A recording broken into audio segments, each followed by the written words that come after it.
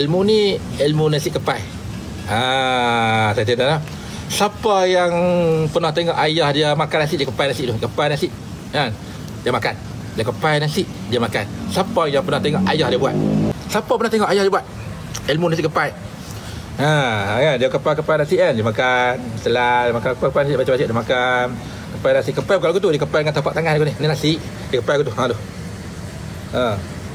Dia makan. Siapa pernah tengok?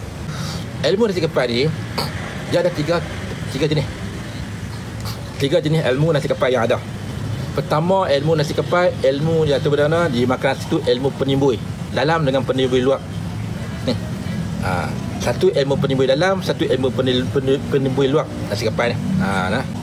Ilmu penimbui dalam, ilmu penimbui luar dengan cara nasi kepai. Buat tok orang kita lu buat dia nasi kepai, dia ada tiga. Satu, nasi kepai dimakan dulu penimbui dalam, penimbui luar. Baik. Apa dia ilmu penimbui luar, penimbui dalam dengan cara nasi kepai?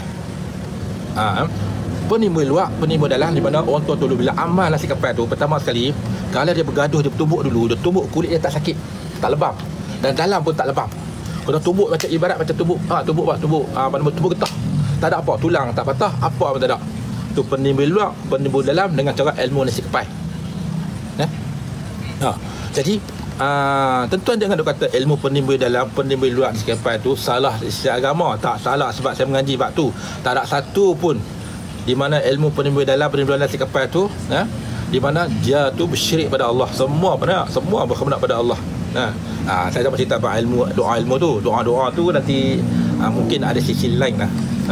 Ada sisi atas sisi lain kita akan cerita tentang doa semua kan. Tentang doa yang mana ilmu orang tua dulu.